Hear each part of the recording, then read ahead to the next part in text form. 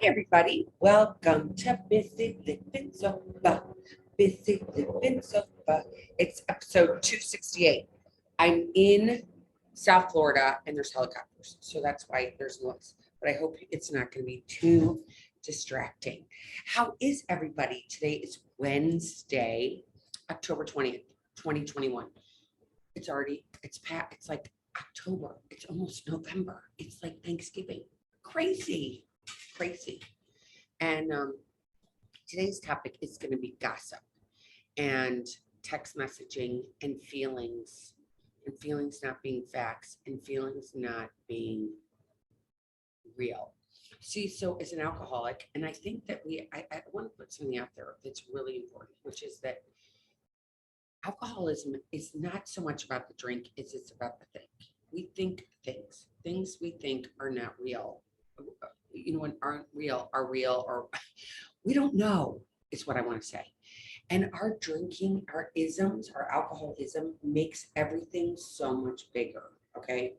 We look at things as either black or white. There's no color in between. And if there is color, it's dark and it's gray. It's not rainbow. Um, there's, it's yes, no. There's nothing in between. And it's interesting because I think that when we get sober, we're really sensitive. At least I was, and I still am. I'm probably one of the most, even though you probably, for people who don't even really know me in real life, but just know me from my podcast, you have to know that I'm sensitive, right? Like I can wear this outside shell that says, oh my God, I got this, I'm this, I'm that, I'm this strong woman. But in reality, I'm not. I'm a scared little girl, right? I'm just a scared little girl. And I think that when we get other people, relationships are what are really hard for us as alcoholics, which is hard. It's hard to have a relationship with anybody. We don't trust people. And then there's this thing called gossip, which then makes us even more vulnerable because then we're like, oh my gosh, people are gossiping about me or you or whatever. And the definition of gossip is idle talk or rumor, especially about the personal private affairs of others. And, I have been people coming from a place of fear that say things and do things without considering another person's feelings is something that I did when I was drinking. I really did not care. I did not care. I didn't care what anybody else's feelings were. Oh, I've got some juicy stuff that I'm going to tell somebody. This is going to make me popular. This is going to make me in the in crowd because I'm in the know and I've got this information. So that's going to make me more powerful and more likable. But the reality is, it doesn't make you more powerful or more likable at the end of the day, because if you sit there and you think about it, like now here, sitting in this, you can always look backwards and you don't have to hate yourself for what you did in the previous, but to learn from it is where the growth comes from when we get sober. We grow, we learn that that behavior didn't work, this behavior didn't work, and not to beat ourselves up over it, but to be okay with it. Like, that's okay. So that was part of me. It's not something I'm proud of, but it's part of me.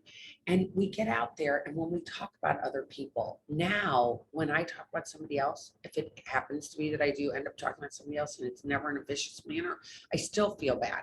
I'm like, I have no right talking about this person to this person. It's just not cool. It's talking about other people sometimes raises us up, and it raises us up in a very unauthentic way. It just raises us up for this place that's not really real, which we like boost ourselves up like a chicken does, like, or a dog that's about to get into a fight and its hair goes up, and we get into this place that's like, I know better than you, I'm gonna be better than you, I'm gonna judge you. But none of us could judge anybody else. I mean, we can't put anybody on a pedestal except for God. We just can't. We can't, because we all can let each other down. But why can't we be okay that people let other people down? Like, where are we to judge all these people? Where does this judgment come from? Where does this gossip and the ability to talk about other people? I'm gonna give you an example. I have this person in my life. I'm not going into many details because I gotta keep, because I just not, and it's not even gossip. It's just something that truly happened to me. It's a story. So this person I know reached out to me to talk to me about another person. Okay. I don't know this other person. I have no idea who this other person really is. I know like basic things. She's divorced. She's got children. That's about it. And there's like a million people that are divorced that have children. And this person was talking about this other person in such a way that was so just not nice. It just wasn't nice. And I felt yucky about it to the point that I actually said it, F you to this person. Because where are you to tell me about this person? Like, can you imagine? Like, what if we all, instead of putting judgments on other people that we don't even know, and we don't even know what it's like to walk in their shoes. We have no idea what it's like to walk in somebody else's shoes. We can sit here and we can look at things on social media and assume things about people. But just so you know, just so we're all clear here, like a picture takes a nanosecond to take. And that you can't judge somebody's life by that nanosecond, right? We can't put judgment towards others like that. It's just not healthy and it's not nice. And it does something to our ego in that it raises us up because it makes us, oh, we're better than them or we're worse than them. Why can't we all just be like trying to do the best today? Like we all woke up today wanting to be nice, giving, heartfelt people. Why can't we just wake up feeling like that? Like that's what we want to be. We want to be loving. We want to be kind. We want to be caring. Why can't we be like that to everybody? Why does it? Because I know that I was hurt. So hurt people, right? So I know when I was, walking around with this bravado and I got hurt by people. So in the end, then I went and talked about them in a way to make me feel better because they hurt me. Instead of looking at that person saying, by the way, you hurt my feelings, because I could never be vulnerable. Screw that. I don't want to tell anybody how I really feel. I've got to be vulnerable. I don't want to be vulnerable. I'm just going to talk about you and then I'm going to feel better. But I really don't feel better. Then I feel like an asshole because I just talked about this person. It's kind of like this terrible loop we go on. Being in a relationship with another human being takes a lot of work. It takes a lot of patience. It takes a lot of tolerance. It takes a lot of non-judgment. It's like, I don't know what it was like to grow up in that person's house. I don't know what it's like to live with that partner. I don't know what it's like to have those kids with those issues. Like, we don't know. There's this crazy saying that we have in my 12 group. It's like if you throw everybody's problems into the middle of the pot in the center of the room, you're always going to go back and pick up your problems before you're going to pick up somebody else's because they're yours. You can own them. You know what to do with those feelings. You know what to do with those problems. You know how to communicate with those players and where those problems originated from. And so to think that we get ourselves into this place, and how do we get ourselves so that we're feeling right size, that we're feeling okay? How do we get to this place? Well, for one, my first recommendation is if you're newly getting sober, it's really hard not to look backwards constantly in what you did and who you were before getting sober. And it's really interesting because if you were to look back, if you're constantly looking back, you can't be in today. If you're constantly looking forward, you can't be in today as well because you're in forward. And you can't be back because then you're not in today. So it's very difficult. So then sometimes when you have one leg over here and one leg over here, that's like doing the splits. Who wants to do the splits? Not me. I'm not a gymnast at all. So I don't know many people that can do the splits at my age, but if you can, God bless you. But most people, that's very uncomfortable. They have one leg over here and one leg over there. If our brain is going over there or over there, that's uncomfortable still, because I don't know anybody who really has a crystal ball that can go backwards or a crystal ball that can go forwards. There are people that can tell you what they think is going to happen in the future or in the past, or what happened in the past, but nobody can go back and take you there and rewire it. I mean, there's no time machine like they had in Back to the Future. That doesn't really exist. So if we are getting sober and we're like, oh my God, I have all these feelings about how bad I was. Oh my God, I'm so bad. I'm so bad. I'm so bad. And you play over these tapes of your life constantly in your head. And then you feel so bad. You've beaten yourself up so hard. It's like you've taken this thing and just beaten yourself. And then you're like, I can't take it anymore. I have to have a drink. Because that's just the only thing that's going to quiet this voice. Because that's what it's all about. It's this crazy voice in the head. It's all about that. And So it's acknowledging that voice and going, okay, I'm having the same thoughts all the time. I can't really do anything about these thoughts except for letting go. I can't let them own me, because if I let them own me, then I'm never going to be happy and I'm going to be in addiction for the rest of my life and I'm not going to get healthy. So you have to tell somebody those thoughts. So I just told you guys my thoughts of what happened with this person the other day. It really bothered me. I told the person to F off. Her fears and what's going on in her personal life put her in this place that she could judge this other person.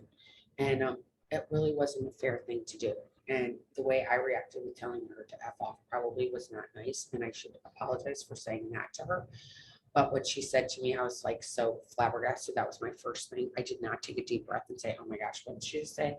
And go, okay, I can't say that. I just have to listen to it and just keep walking. But I did. I reacted and I was to not, it's not the best. I was like, fuck you. And excuse my expletives. But it's owning, taking this time when we're getting sober to really figure out how we tick and what makes us tick is a really important thing. I haven't said in a long time, but when I was drinking, my favorite color was green, but my favorite color is orange. And so having that color of orange be my favorite color and owning it and being like, oh my gosh, I love orange, is just, I love, I had to find out who I was and what made me tick. I had so much stuff that I hated from my past that it took me a long time.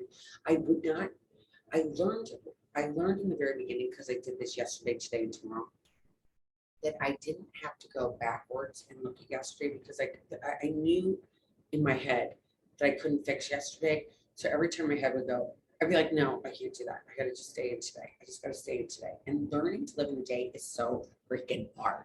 It is so hard to learn in the moments, because we kind of, unfortunately, we like the uncomfortableness of being in the future and in the past, even though it's insane, but we like it. So retraining our brains so that we don't do that is it's I had to wear a rubber band on my wrist at some points, and I was like, because I played these tapes. I remember getting on my knees and saying, God, please take away these thoughts. And they went away. It wasn't like this, it wasn't like instantaneous, but I practiced doing that. It takes 90 days to change anything. So if we're going to change the way we think, we've got to give ourselves at least 90 days. Okay. If you want to time it and say, I never really did time things.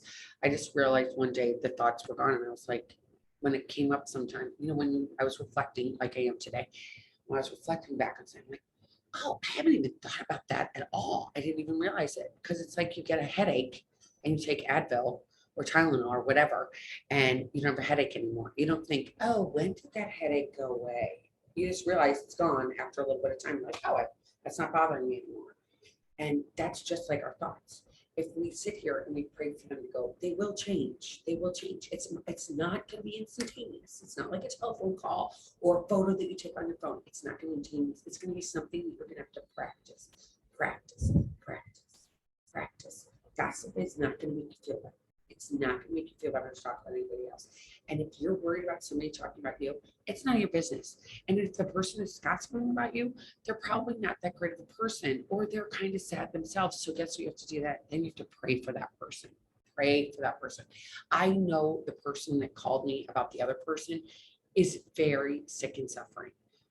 I know she is. She has been for a really long time. She's never reached out and gotten help. So no wonder she's spiraling and talking about people, but that doesn't make it okay. But I understand why she does it. And all I can do is then pray for her. God, please pray for her that she gets peace and serenity. It doesn't have to fear, because that's where it all comes from, fear. This gospel wanting to talk about the people. It's all about fear. Nobody's going to like me. I'm not going to have any friends. I'm going to be a loser. I'm going to be on the ground. That's not real. It's not real. Having a life where you can look in the mirror and like yourself takes a long time. It takes a long time to be able to worry, to fix the way your brain has been working for a certain amount of time, especially when we're, it's been working this one way, which has, for me, it really didn't even work. I just hid. I ran away all the time. I'm like, no, I'm just running away now. I'm just done. I'm just done. I'm just done. And it's not, it was the way I lived and I don't regret it. It's just what I knew, right? I just knew. I just knew that I came from a family that drank. You know, that's what everybody did. And when I realized I had a problem and it was too much, it was hard to change it. It's hard. It's so hard to change what we've been doing our whole lives. It's so hard when every day or everybody in your family, like you learn how to drink with everybody. And now the holidays are coming and the holidays are really difficult. They're really difficult. The holidays are really difficult. You know, especially with all the family and all the people and all of the judgment and all of the family stuff that comes up that we get, that we have all these feelings inside of us. And especially if you're from a drinking family, like for me, I couldn't deal with it. I had to make other plans. I was like, I can't go around them. I'm not healthy enough. I can't handle it. I can't handle it. And it took a lot of strength to do that. And it was like, oh my God, what am I going to do? And I hung out with friends. And I realized at some point it was just a day. It wasn't really anything big.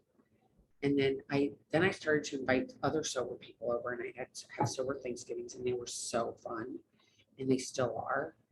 I didn't want to be around the gossip anymore. God rest my mother's soul, but she loved to talk about people and it always was just like, oh my God, this is just not good. It feels so yucky. It does not feel good. And you know, I actually got myself in a situation in Amelia Island recently, and I was in this room, and these people all talk about everybody else. And one day I was like, why am I going and spending hours with these people that are talking about everybody else? But I don't even know anybody they're talking about. And not only that, but if they're talking about all these other people, of course they're going to be talking about me. I don't want to hang out with people like that. No, no. And so I don't have to do that. Like, I don't have to put somebody else down to make me feel okay.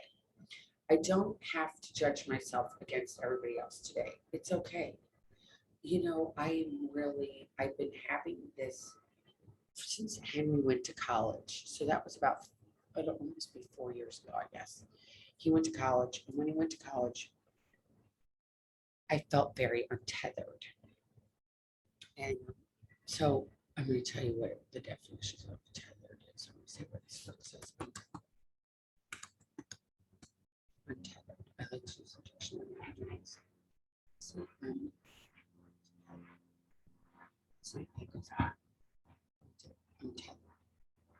So untethered. So untethered, not tied or limited with, or is with as a tether. So a way that I think about being untethered is like when you're tethered to a dock and you're on a boat. So you take your boat and you take the rope and you tie it to whatever you, or you tether a horse. You tie the horse to a thing. So it's tethered. There's only two things I can think about: horse and boat. Something. But anyway, so you're grounded with something. You're grounded with something. So I remember when Henry left to go to college, it felt so untethered. I had felt so untethered, like not tied to anything.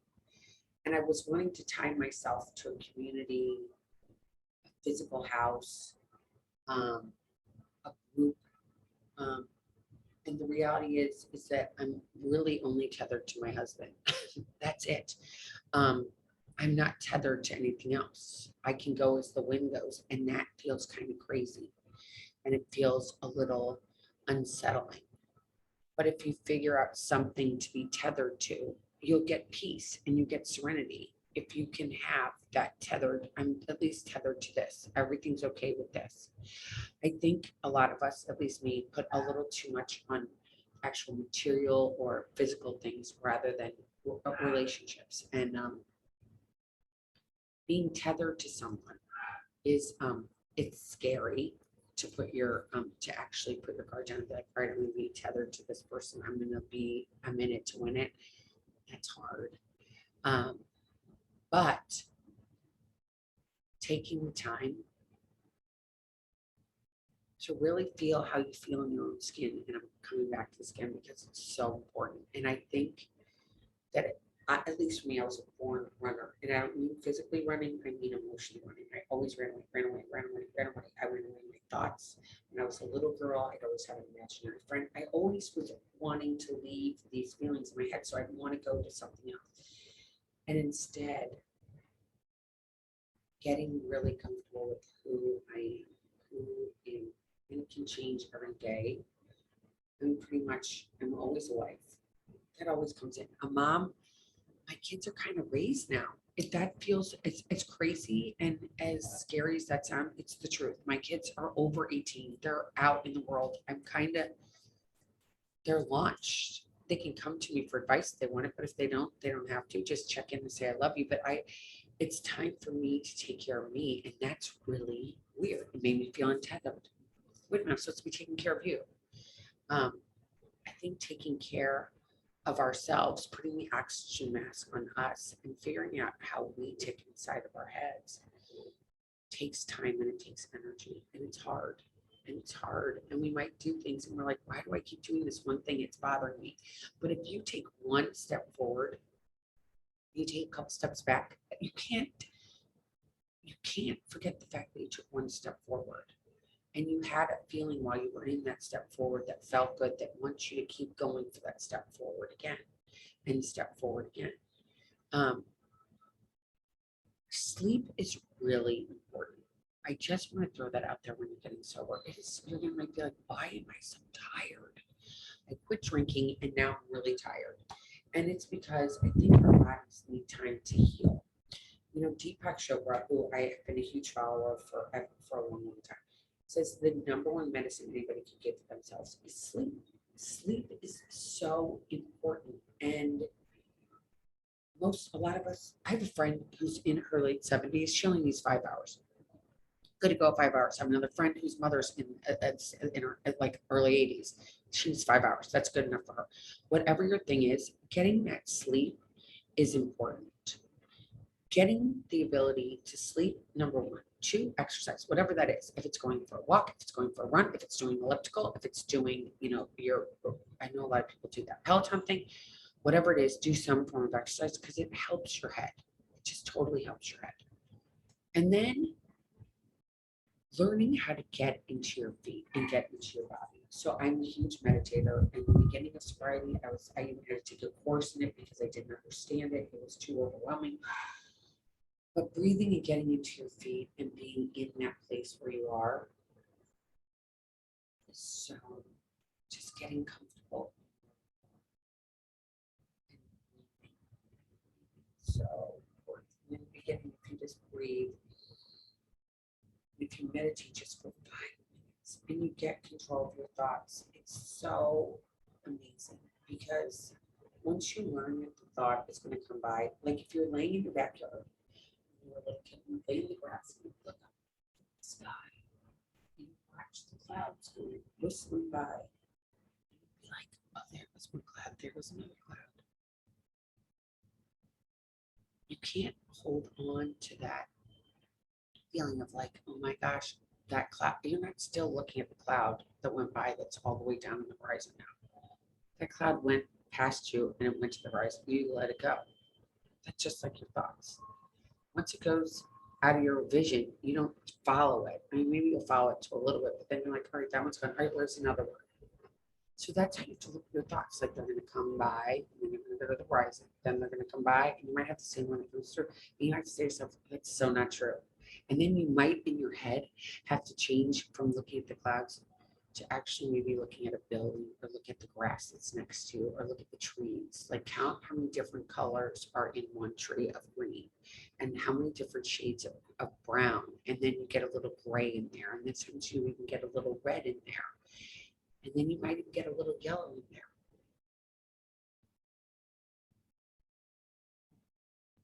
It allows you to stop and breathe and realize, for one, I can't take myself so seriously. I have thoughts, I'm human. I'm going to let them come. I'm going to let them go.